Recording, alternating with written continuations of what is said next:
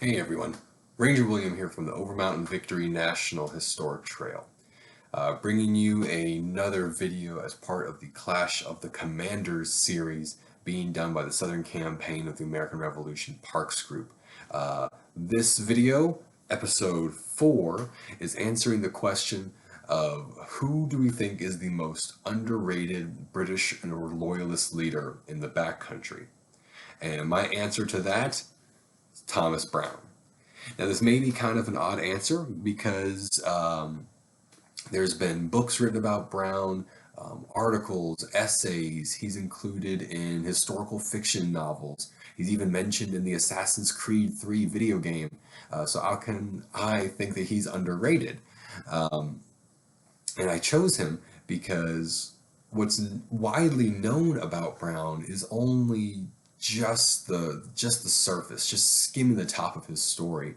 And a lot of it is just known because of his nickname, Thomas Burnfoot Brown. So what we're going to do with this video is dive into more of his adventures, kind of figure out really a lot more about who he is and why I think he is so important and therefore underrated that so few people know this story. So let's jump into it. A lot of great information to share with you. He's born on the coast of northeastern England, 1750. He's going to be a successful merchant family that he's born into, Jonas Brown. And as a young man, he's going to become kind of a traveling business agent for his father's merchant company. And he's going to visit colonies and ports all the way from Nova Scotia to Barbados, and he really liked the southern colonies. He wrote about them. And this is not just a whimsical, oh, that's kind of nice. He would study the colonies that he went to, their laws, their culture, what their cities were like. So all this information, he's a very well-educated young man. He makes an educated decision that he likes the South. So at the age of 25 in 1774, he decides that he wants to put his plan into action. He wants to be a Southern planter. And this perfectly coincides because you have Governor James Wright of Georgia is wanting to settle the back parts of his colony. So Thomas gets permission to sponsor a settlement. And with his father's help, he starts recruiting for what's going to be called Brownsboro. Now, in November of 1774, Thomas Brown's ship, the Marlborough, arrives on the Georgia coast. And with him are 27 settlers that he's recruited to come with him. Now, this is just the first batch of other settlers to come. The Marlborough is actually one of his father's ships, and his father helped put up a lot of money for this. So this is a great adventure. It's off to a good start. And Governor Wright, he meets Brown when he arrives and describes Thomas as a young gentleman of the better sort and sells him 12 different tracts of land in the new back parts, totaling about 5,600 acres. So things are looking pretty good for Brownsboro. Now you're right here in the winter of 1774 to 1775. The Revolutionary Troubles are really heating up, but to Brown, they're in New England. They're 1,000 miles away. It's not really of any concern until they come to his front porch. August 2nd, 1775, the local committee of safety demands that Thomas joins the rebellion. He signs into the association, partly to settle some crazy rumors that have been spread about him. People are saying that this new wealthy outsider just showing up like this with all this land, he's actually a spy from Parliament trying to report back on the Georgia Patriots. Others say that he is the illegitimate son of Lord North, the Prime Minister of Parliament, and that's why he's a spy. So all kinds of crazy things are going on out there. But what happens when the committee demands this is actually recorded by Brown. He says, "I was ordered to appear before a committee then sitting in Augusta, and on my refusal to attend, a party consisting of 130 armed men, headed by that committee, surrounded my house, and ordered me to surrender myself a prisoner and subscribe to a traitorous association. I told them my determination to defend myself if any person presumed to molest me. On their attempting to disarm me, I shot one of the ringleaders. Being overpowered, stabbed in many places, my skull fractured by a blow from a rifle, I was dragged in a state of insensibility to Augusta. My hair was then chiefly torn up by the roots, what remained stripped off by knives, my head scalped in 3 or 4 different places, my legs tarred and burnt by lighted torches, from which I lost the use of 2 of my toes and rendered incapable of setting my feet to the ground for 6 months. In this condition, after their laying waste a very considerable property, I was relieved by my friends and conveyed to the interior parts of South Carolina. So tortured, mutilated, crippled, homeless, humiliated, and later banished from South Carolina, the Patriots have just created one of the hardest Loyalist leaders that they're ever going to encounter in the deep southern colonies. Thomas Brown, he is fled to British Florida, where thousands of Loyalist refugees are pouring in down there from the Carolinas and from Georgia, and he is a very vocal advocate for Loyalist military involvement. I mean, can you blame him? And he is also a big advocate for coordination with the Indian nations. He sees them as a huge military resource to join up with the Loyalists and the regular British Army. In June of 1776, Thomas Brown is appointed Lieutenant Colonel of the East Florida Rangers by Florida Governor Patrick Tannen. This is going to be a force recruited from the many Loyalist refugees down there in Florida, and with this new title, Brown and his Rangers are going to become the boogeymen to the Patriots of Georgia. This is going to be their biggest enemy force right here. Brown also wanting to see his Indian plan come together. He gets permission to travel to the Creek Nation with a train of pack horses carrying ammunition, trying to encourage the Creek to join the Loyalists in attacking the Patriot frontier. The cooperation between Brown's Rangers and Creek warriors, this is going to be one of the constant traits of his military service. February of 1777, Brown's men raid deep into Georgia and lay siege to Fort McIntosh on the Little Satia River. It takes only a day before that garrison surrenders the fort, surrender themselves, and Brown and his men have captured the southernmost defense of Georgia. May 1777, Brown's Rangers are instrumental in ambushing and turning back the Patriots' second Florida expedition.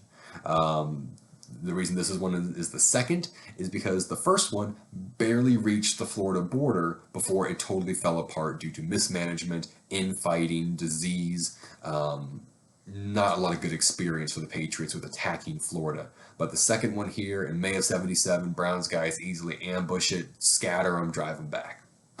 There's going to be a conflict that arises over who commands Brown and his Rangers. Civilian Governor Patrick Tannen, who raised the regiment, or British General Prevost, who commands all the military in Florida. Now, Prevost doesn't really care for the guerrilla nature of Brown's men. He actually calls them poorly disciplined plunderers. But by 1778, Brown reports back to Governor Tannen that his 4 companies of 40 men are improving in discipline very fast and ready for any service. So Brown's Rangers may have been unorthodox to General Prevost, but they were effective. By February 1778, Brown's raids have captured over 3,000 cattle from Georgia for the growing, hungry Loyalist population of Florida. His cooperation with the Creek Nation has kept the Georgia frontier in fear and flames, and Brown is also a bit of an amateur spy master.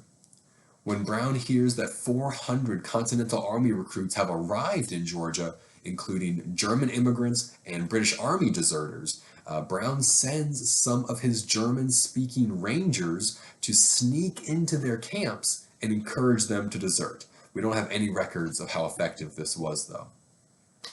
In March of 1778, Brown, with about 100 Rangers and Creek warriors, they go into Georgia a third of the way into the state, and they capture Fort Howe on the Altamaha River, kind of the military headquarters for Georgia military operations. They capture it during the night without a shot. They storm over the walls, capture the entire garrison, and Brown says, you know, this is not good enough.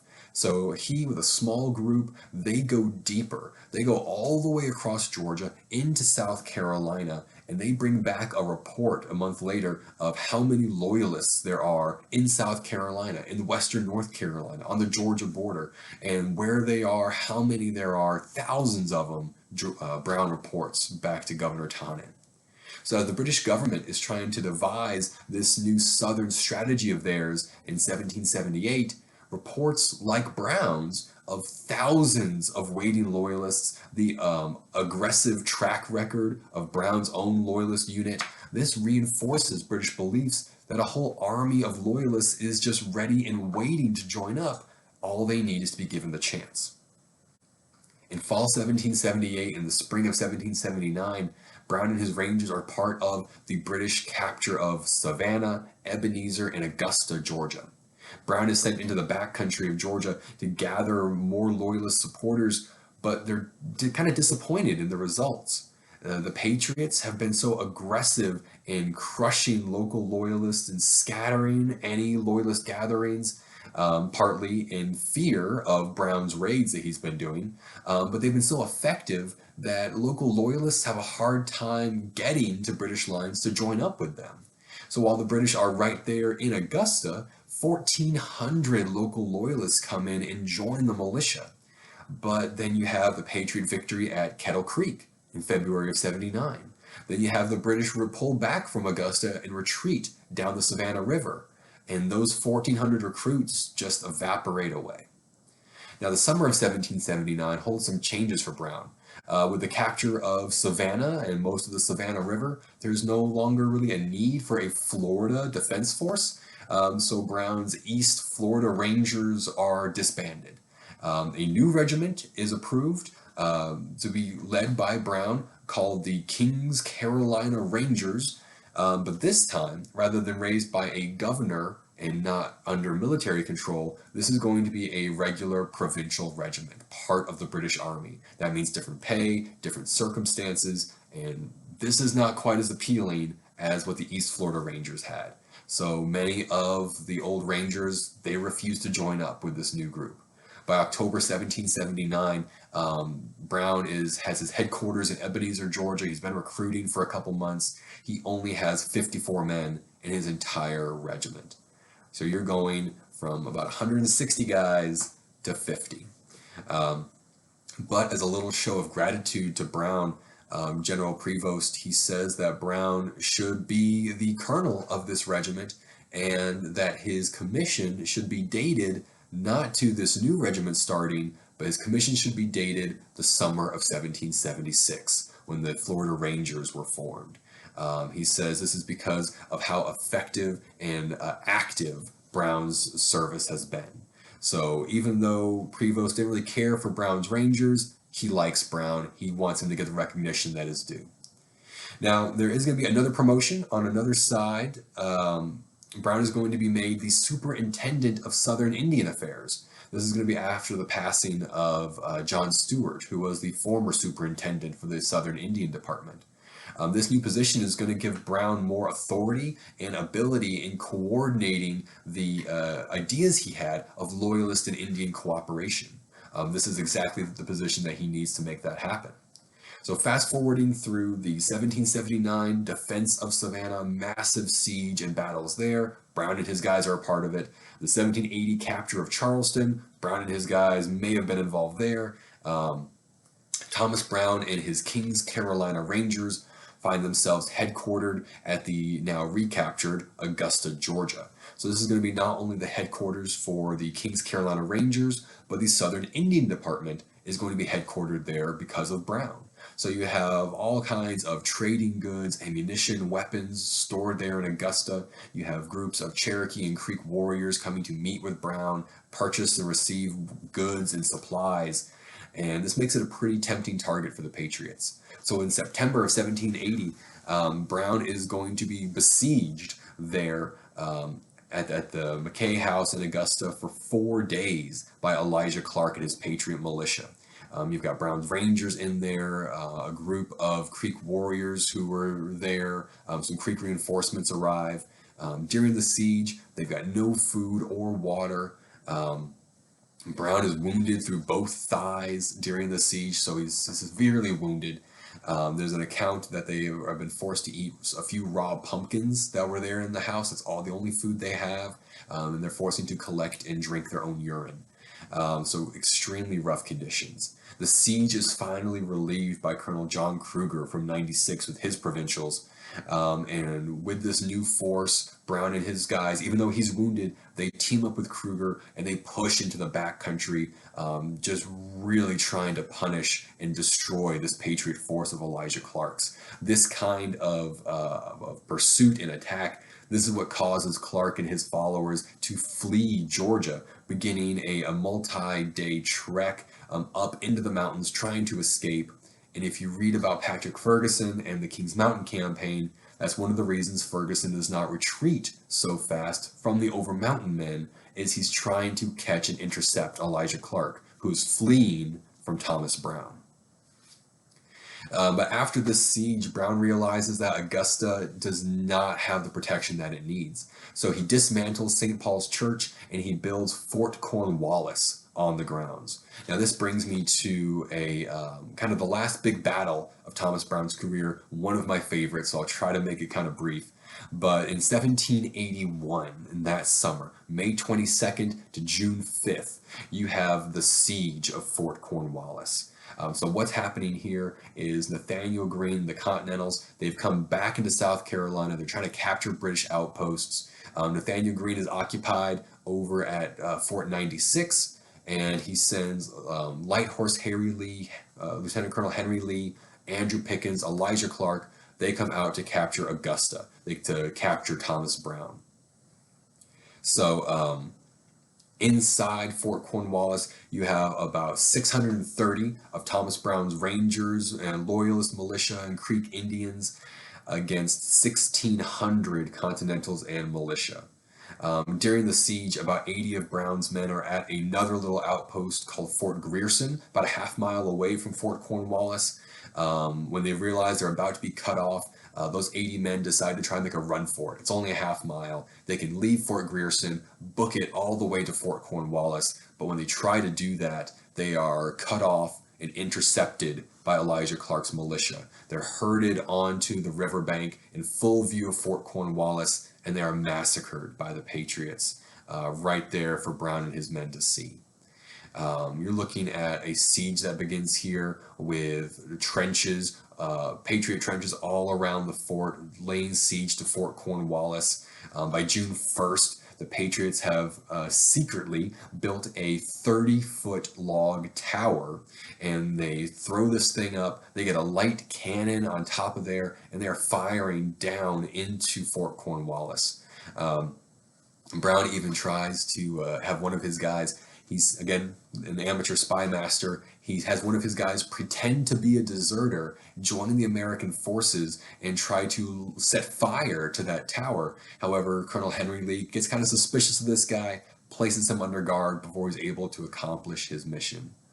One other feature of Fort Cornwallis is that there were a few kind of scattered houses outside the walls around the perimeter. And the Patriots say, hey, these are great to hide some riflemen in there, some sharpshooters to pick away at the fort's defenders. And they're going to place some men in there on June 4th. However, the night of June 3rd, the houses just explode. Brown, from inside Fort Cornwallis, realized those houses would be good cover for sharpshooters. So from inside Fort Cornwallis, he had men dig and tunnel underneath the houses and blow them up from beneath. It's just a day too early.